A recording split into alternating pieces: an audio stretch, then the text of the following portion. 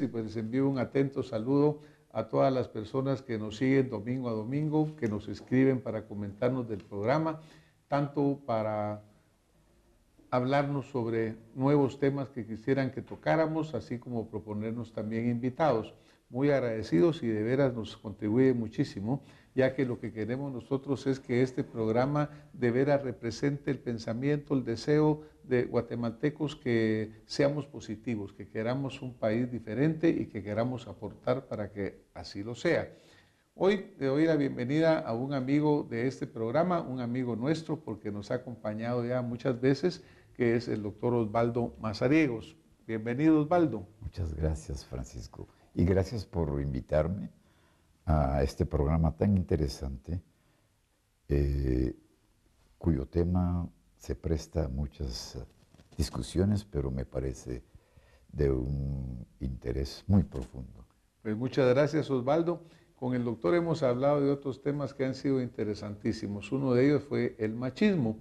Pero pues en nuestra plática que mantenemos a través de la vía electrónica muchas veces con el doctor, pues hemos hablado de decir, bueno, y ahora ¿por qué no hablamos del feminismo? Porque ya tocamos un tema importante, pero ahora hablemos pues de la mujer, de la diferente participación que tiene.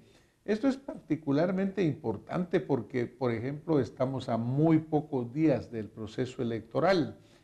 Y en este proceso electoral, por primera vez en la historia, hay más mujeres que hombres registradas en el padrón electoral, un poco más de 500,000 más de mujeres. Importante porque pues esto ha venido siendo una tendencia expresada, pero ahora en el padrón sí lo consolida. Y por otro lado también está el hecho de que, a pesar de que la mujer ha sido paritaria o mayoritaria, por lo menos en cuanto a la estadística, esto no se refleja exactamente en lo que sucede en el proceso electoral. Hay muchas menos mujeres que hombres en el Congreso, hay menos mujeres en alcaldías, en general menos participación política de parte de la mujer. Siendo un segmento tan importante de la población en todo sentido, pues pensamos que era bueno hablar sobre el tema. Así que, Osvaldo, vamos a hablar sobre el feminismo.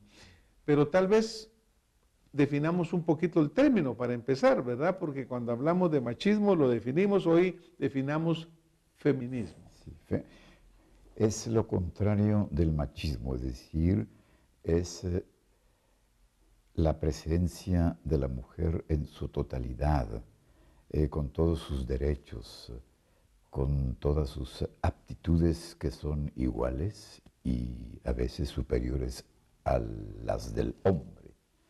Es una lucha que se explica porque la mujer ha sido desde la noche de los tiempos, desde hace muchísimos siglos, dominada por el hombre y se le ha prohibido todo, absolutamente todo.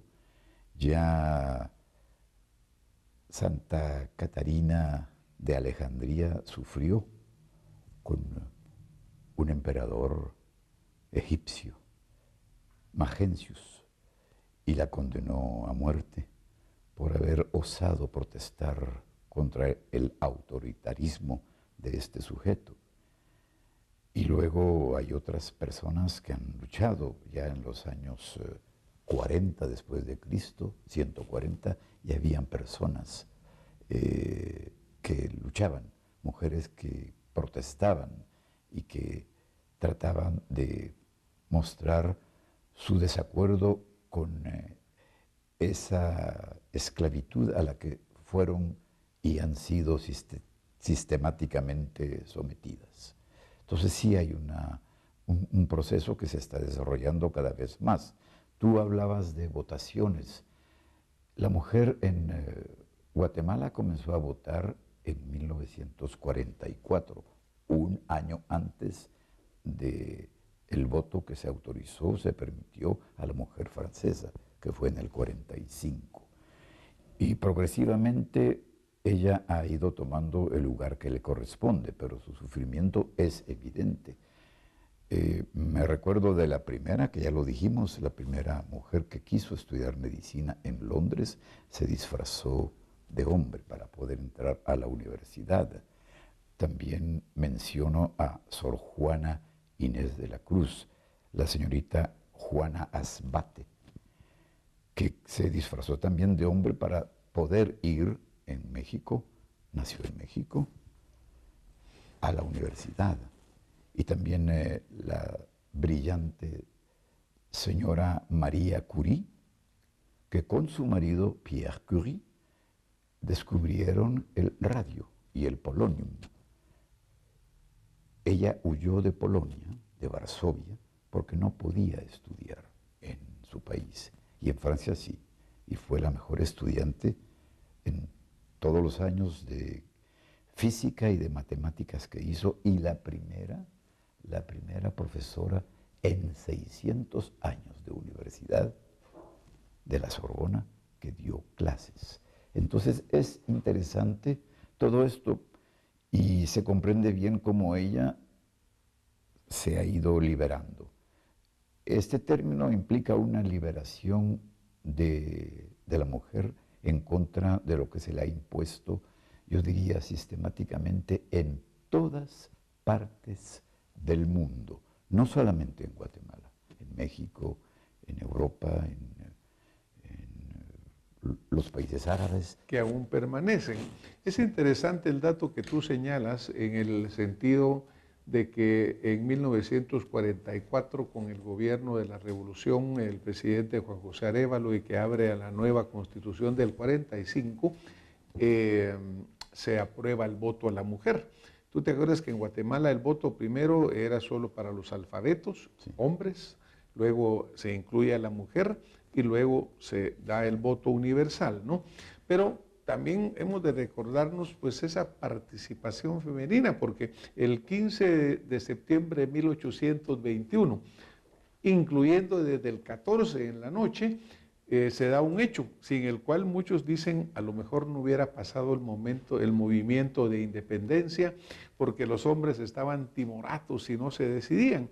Pero una mujer en esa ocasión, doña Dolores Bedoya de Molina, según cuenta la historia, pues ella hizo la bulla, salió a las calles a animar a la gente, llevó cohetes a la plaza, llevó marimba para impulsar una protesta pacífica, así como la están haciendo pues millones de guatemaltecos o miles de guatemaltecos ahora. Ella hizo una demostración pacífica con otros ciudadanos y lograron que se animaran el 15 de septiembre, sí, pero ya una mujer ahí tuvo un rol muy importante de participación. Y siempre lo ha tenido, de una manera u otra.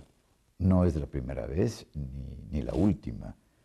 Se dice a menudo que detrás de un hombre brillante siempre hay una mujer. El caso de Juan José Arévalo con doña Elisa Martínez de Arévalo, el caso de Jacobo Arbenz con doña María Vilanova de Arbenz, el caso de el licenciado Benicio Cerezo con Aide Raquel Blandón, aquí en Guatemala, y en muchas partes, el caso de Hillary Clinton o de Jacqueline Bouvier, después Jackie Kennedy.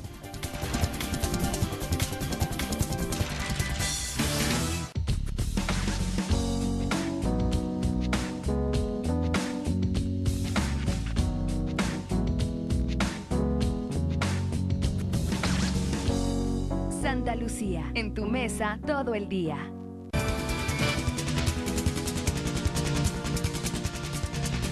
El caso de el licenciado Benicio Cerezo con Aide Raquel Blandón, aquí en Guatemala, y en muchas partes, el caso de Hillary Clinton o de Jacqueline Bouvier, después Jackie Kennedy. Claro, que estaban presentes. O sea, mujeres que han participado muy al lado, que han tenido papeles. Tal vez después vamos a hablar un poquito específicamente de algunos casos en particular, ¿no?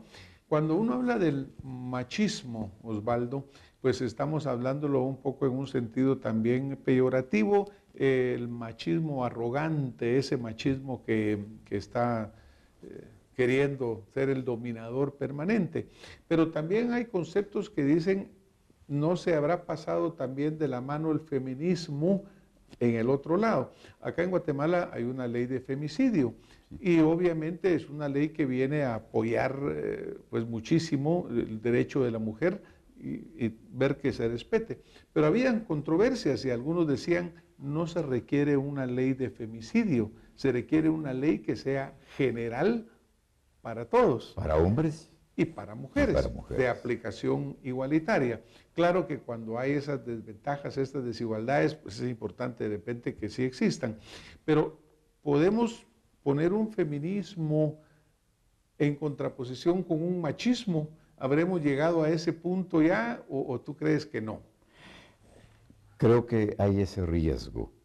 El ideal sería de respetarse mutuamente, porque si no se llega al extremo, es decir, es la mujer la que domina. Hay un libro inclusive que se llama El varón domado, de Esther Vilar, en la que ella preconiza lo contrario y se dice que el hombre es un esclavo de la mujer y que la mujer ha sido preparada desde niña para llevar ese papel de esclavizar al varón.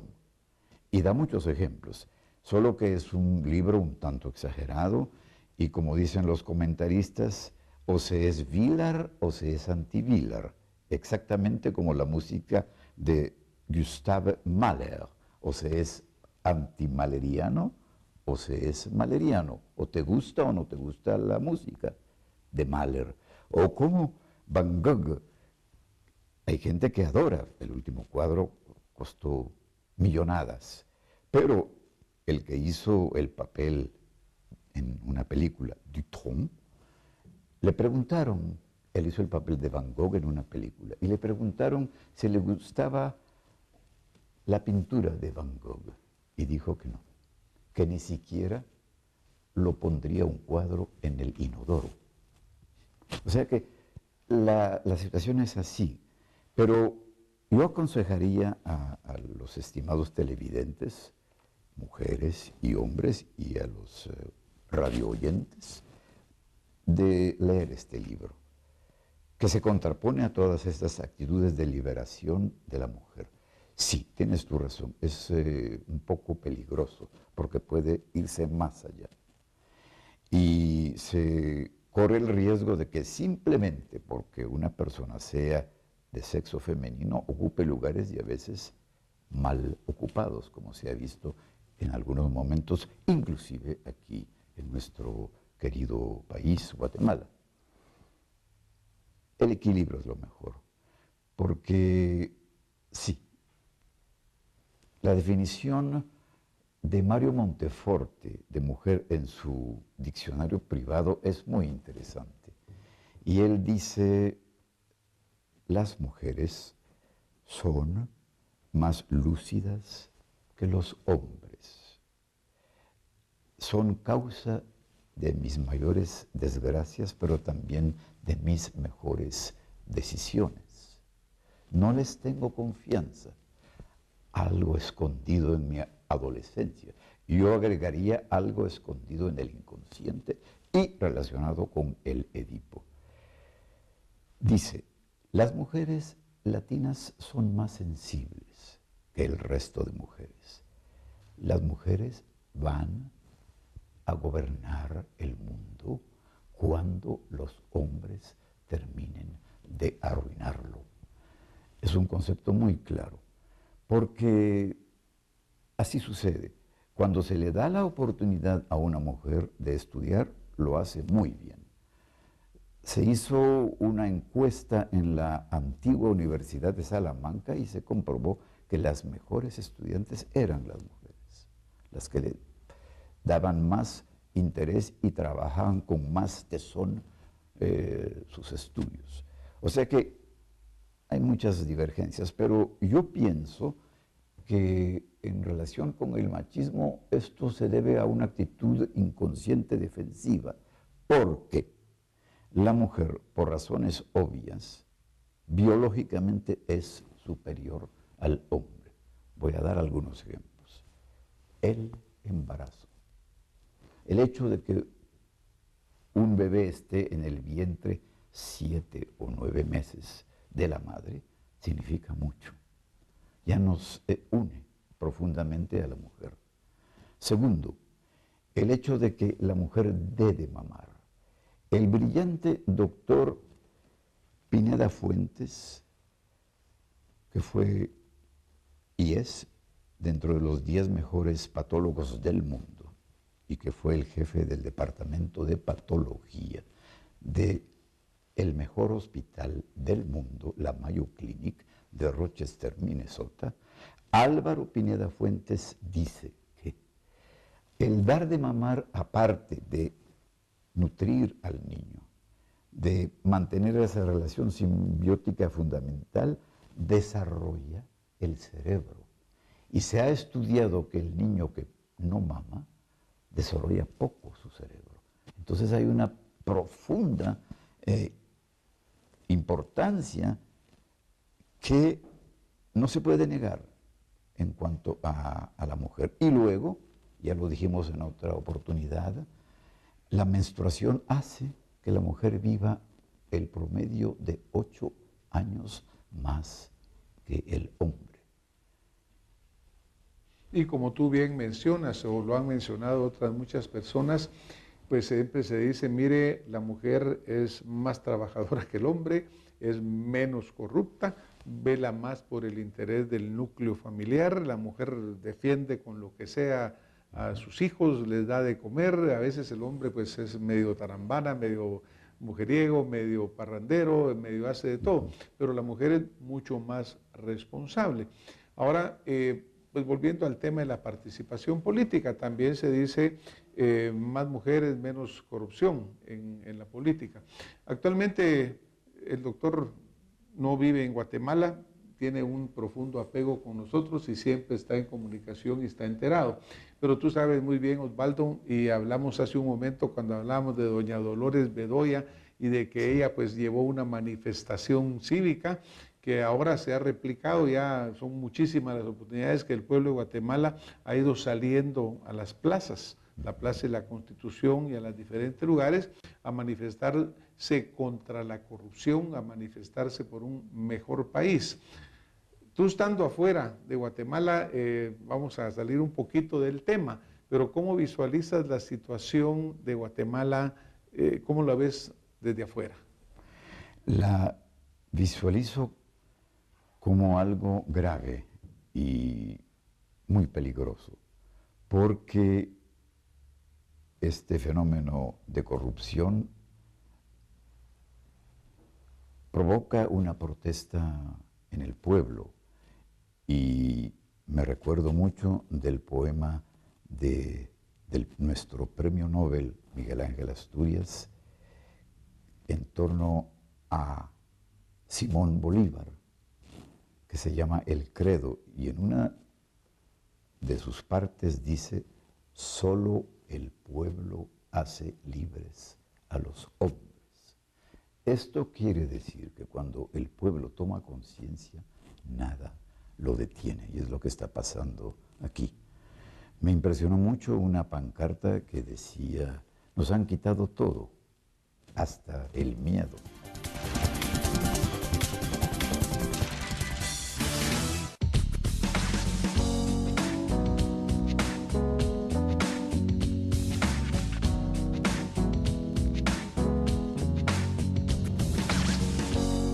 Santa Lucía, en tu mesa todo el día.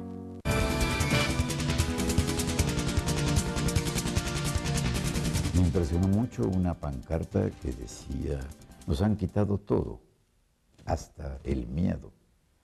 Y entonces los gobernantes tienen que tener muy en cuenta esto, porque si esto se olvida, será la debacle y la catástrofe.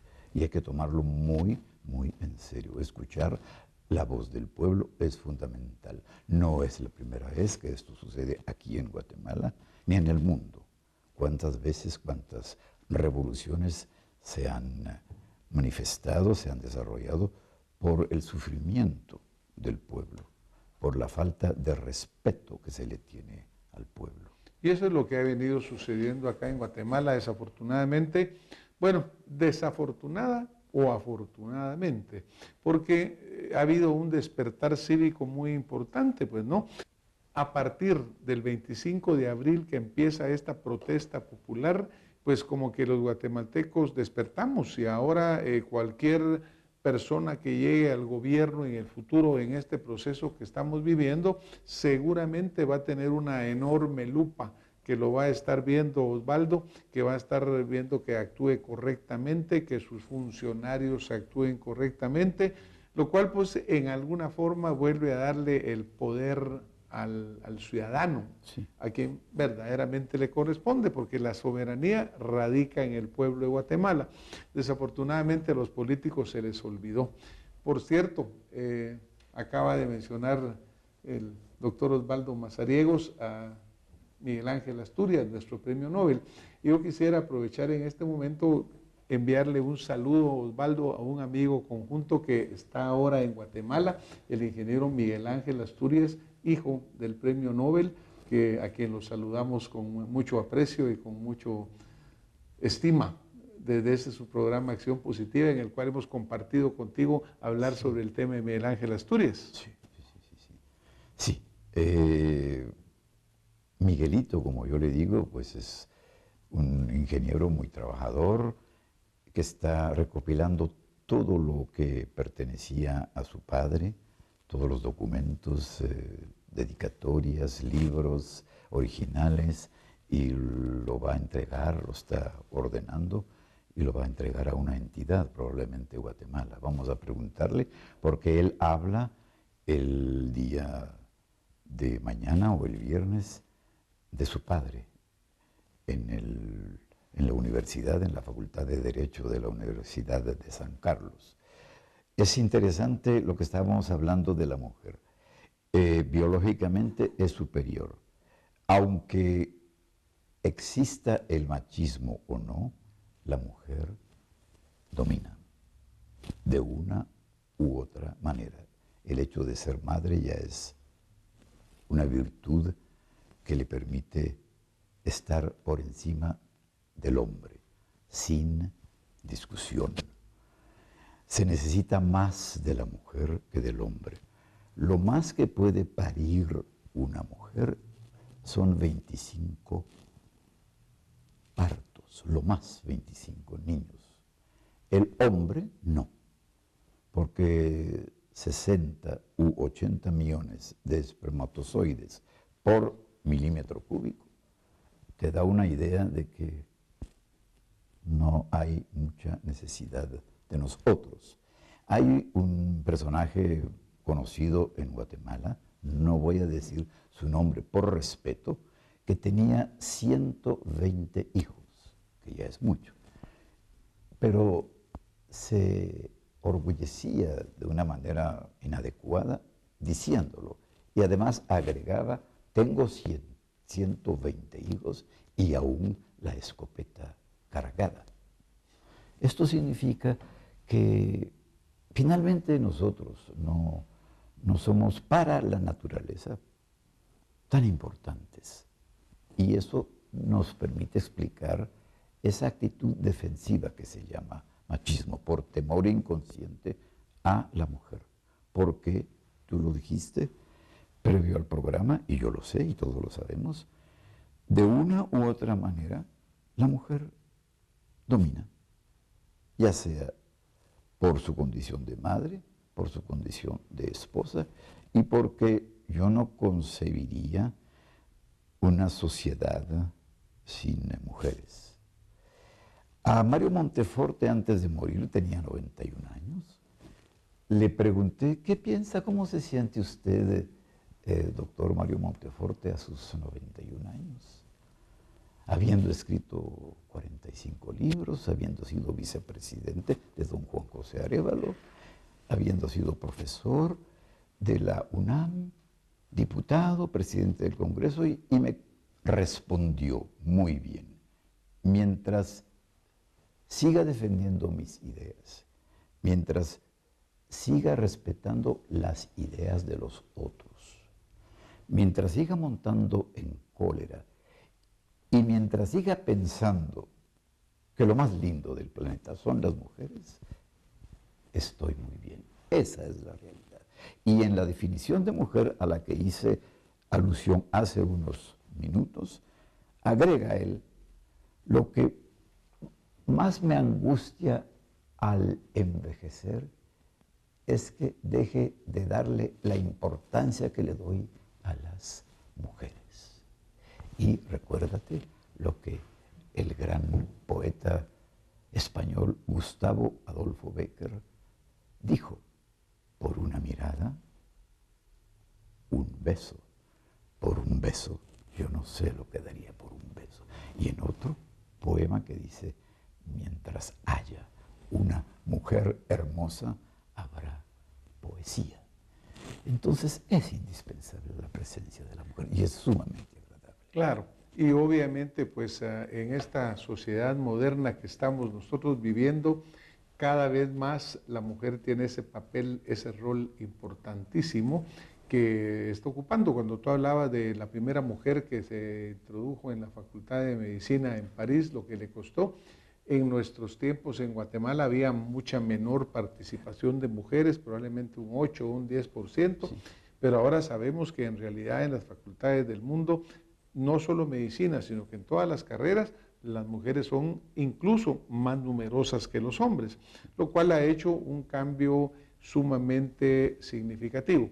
Vemos en la política a nivel mundial, vemos por ejemplo en Alemania Angela Merkel, vemos en Argentina Cristina Fernández, vemos en Brasil a Dilma Rousseff, es decir, bueno, en la presidenta Bachelet en Chile, es decir que no podemos decir que realmente no haya una participación muy importante de la mujer en este momento en el proceso. Hillary Rodham Clinton, que tú mencionas hace un momento, pues tiene una alta posibilidad de ser electa a la presidencia de Estados Unidos en el próximo proceso electoral. Dentro de todo esto, Osvaldo, yo creo que quisiera pedirte que vayamos entrando un poco más en la política de Guatemala. Nosotros obviamente no venimos aquí a juzgar ni a criticar, sino que a analizar y a contribuir. Sí. Entonces, hoy, esta noche, Osvaldo, el tiempo se nos está agotando. Yo te voy a pedir que nos vayamos al próximo domingo desde ya, para que analicemos un poco la historia de la mujer en Guatemala. Tú mencionaste nombres importantes, otras que están también que tenemos que mencionar, para que deduzcamos un poco de los diferentes factores y cómo la nueva juventud de mujeres de Guatemala puedan seguir contribuyendo. Lo haré con mucho gusto y te agradezco una vez más la invitación para venir a este tan importante programa, uno de los pocos programas que ayudan a entender la problemática de nuestro país. Es muy importante, porque la televisión tiene un defecto. La televisión puede atontar a las personas. Hay muy pocos programas de calidad. La mayoría son programas de muy baja calidad. Y este nos ayuda a comprender muchos problemas, entre otros el álgido problema de nuestra linda y bella Guatemala. Muchas gracias, Osvaldo, muchas gracias a ustedes por estarnos acompañando esta noche y los invito a que el próximo domingo estén con nosotros y con el doctor Osvaldo Mazariegos siguiendo este análisis que creemos que va a ser muy importante por esa participación femenina, qué ha sido, qué puede ser y cómo va a representar ese beneficio para Guatemala. Buenas noches, hasta el próximo.